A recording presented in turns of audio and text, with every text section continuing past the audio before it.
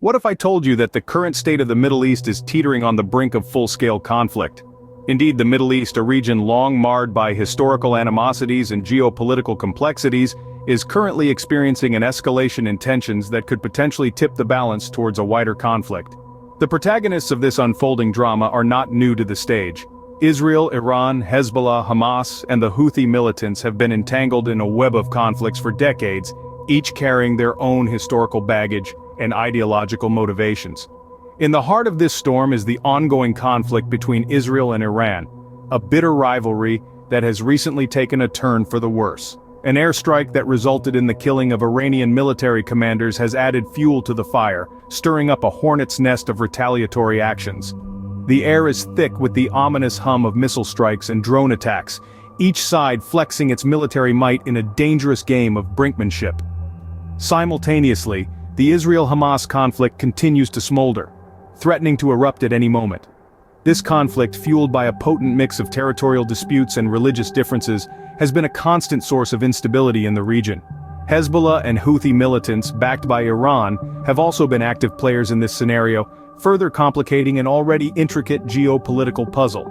The situation is fluid, to say the least. Every day brings new developments, each with the potential to escalate the situation even further. The region is on edge, and the world watches with bated breath, hoping for a peaceful resolution but preparing for the worst. This is the powder keg that is the Middle East, a region where the sparks of conflict have ignited the fuse of potential war. To understand the present, we must delve into the past. The Middle East's current state did not happen overnight. Our journey begins in the late 70s, the era of the Iranian Revolution. This pivotal event, which saw the overthrow of the Pahlavi dynasty and the establishment of an Islamic republic, sparked a shift in the balance of power. Iran, once an ally, became a formidable adversary to Israel.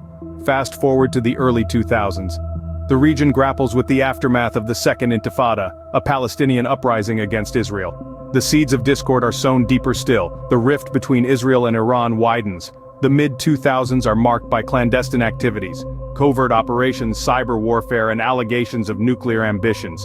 Iran's alleged pursuit of nuclear weapons becomes a sticking point, fueling tensions further. Israel, feeling threatened, adopts a more aggressive stance.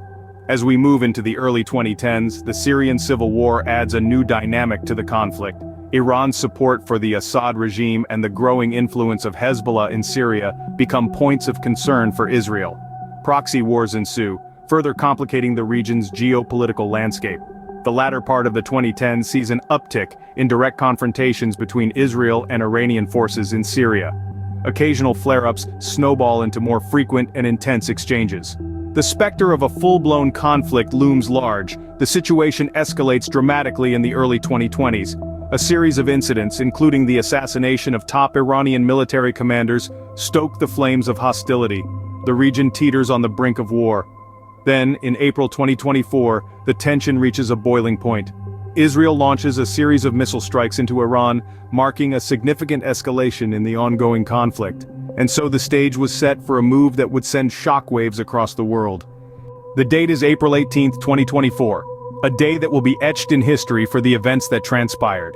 In the heart of the Middle East, tensions between Israel and Iran have been brewing for years. On this particular day, the pot finally boiled over. Israel, in a move that shocked the world, launched a series of missile strikes into Iran. This act of aggression didn't come out of nowhere, of course.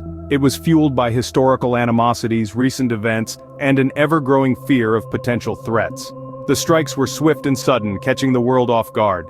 The missiles, like deadly rain from the sky, descended upon Iran, causing immediate devastation. The aftermath was a scene of chaos and destruction, with the Iranian military and civilian infrastructure bearing the brunt of the impact. The world watched in stunned silence as the news of the strike spread.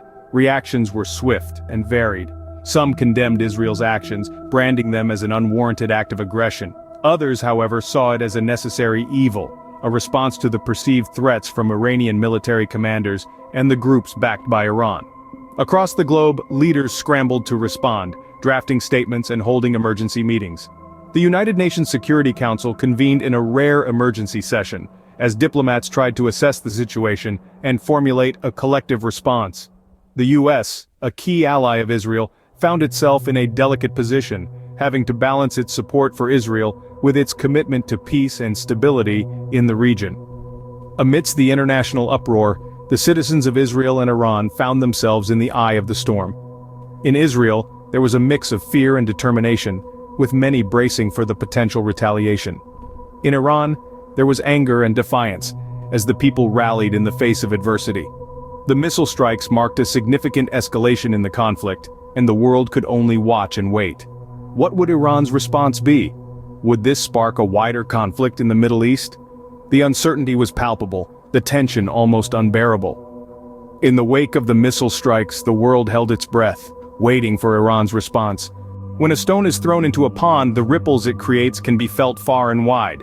This metaphor encapsulates the situation in the Middle East right now.